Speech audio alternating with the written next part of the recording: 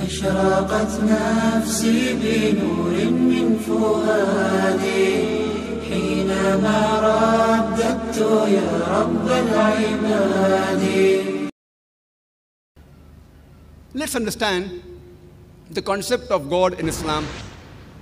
The best reply that any Muslim can give you regarding the concept of God in Islam is quote to you Surah Ikhlas, chapter number 112, verse number 1 to 4, which says, Qul huwallahu ahad.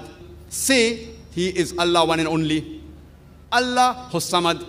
Allah, the absolute and eternal. Lam yalid walam yulad. He begets not, nor is begotten. Walam yakul lahu kufuwan ahad. There's nothing like Him. This is the four-line definition of Almighty God given in the glorious Quran. Any person says so-and-so candidate is God, if that candidate fits in this four-line definition, we Muslims have got no objection in accepting that candidate as God. And this is exactly what is also mentioned in the Hindu scriptures, the same 4 points. The first is, Qul huwallahu ahad. Say He is Allah one and only. Same as Chandogya Upanishad, chapter number 6, section number 2, verse number 1, which says, Ekkam evidityam. God is only one, without a second. The second point, Allah Hus-Samad. Allah, the absolute eternal. Same thing which we mentioned in Bhagavad Gita, chapter number 10, verse number 3, that Almighty God is the supreme Lord of all the worlds. Point number 3. Lam yalid walam yulad. He begets not, nor is begotten. The same thing which is mentioned in Shvetashvatar Upanishad, chapter number 6, verse number 9, that Almighty God has got no parents, He has got no master, He has got no mother, He has got no father. And the fourth is, Walam yakul lahu kufuwan ahad. There's nothing like Him. The same which is mentioned in Shvetashvatar Upanishad, chapter number 4, verse number 19, and Yajurved, chapter number 32, verse number 3, which says, Na tasya pratima asti. Of Him, there is no likeness. There's nothing like Him. So if any person says so-and-so candidate is God, if that candidate fits in this four-line definition, which is mentioned in the glorious Quran, Surah Ikhlas, or the Hindu scriptures, we Muslims have got no objection in accepting that candidate as God. For example, there are many people who consider Bhagwan Rajneesh to be God. During question and answer time, one of the Hindu brothers said that we Hindus don't believe Him to be God. I know, I never said that the Hindus believe Him to be God. I said some people believe Him to be God. I've read the Hindu scriptures. Nowhere do the Hindu scriptures say that Bhagwan Rajneesh is God. But yet, there are many people who consider Bhagwan Rajneesh to be God. So let us put this Bhagwan Rajneesh to the test of Surah Ikhlas and the verses of the Hindu scriptures. The first is, Qul huwallahu ahad. Say He is Allah one and only. Ekkam evidityam. God is only one, without a second. Was Rajneesh one and only? Was he the only man who has claimed divinity? There are thousands of men who have claimed divinity, and especially in this country of ours, India, we have thousands who have claimed divinity.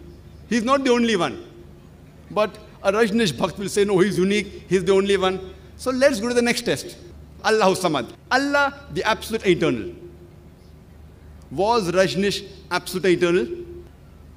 We read in his biography that Rajneesh was suffering from diabetes, from asthma, from chronic backache. Imagine Almighty God suffering from asthma, chronic backache, from diabetes.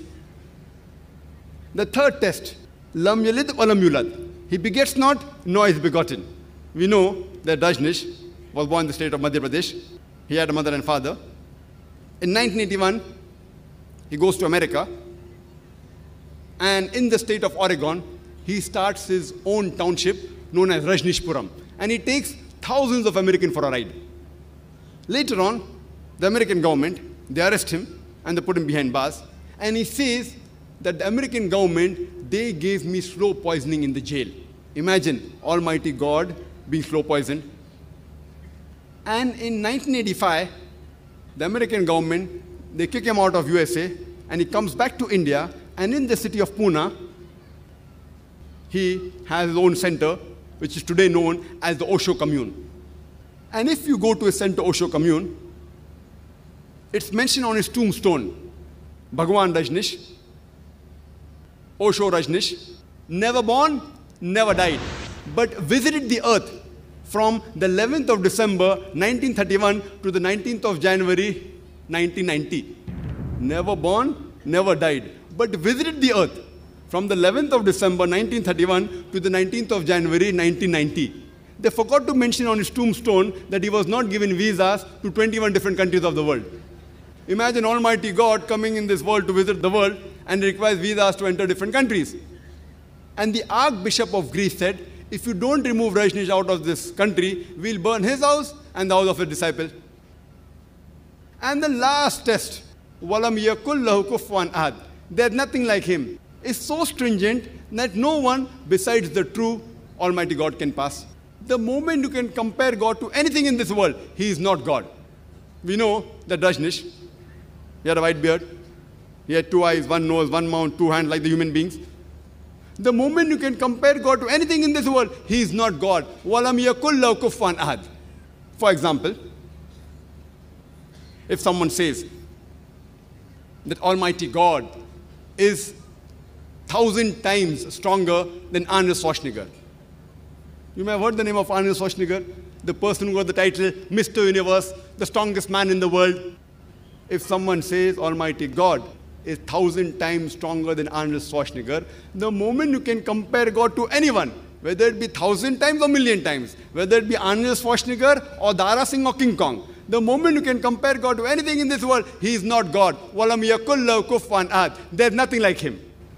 This is a 4-line definition of Almighty God given in the glorious Quran, which we call as the touchstone of theology. So all the gods that you people are worshipping, put him to the test of Surah Ikhlas. If your God passes the test of Surah Ikhlas, and the Hindu scriptures have mentioned, then he's a true God. If he fails, he's not a true God.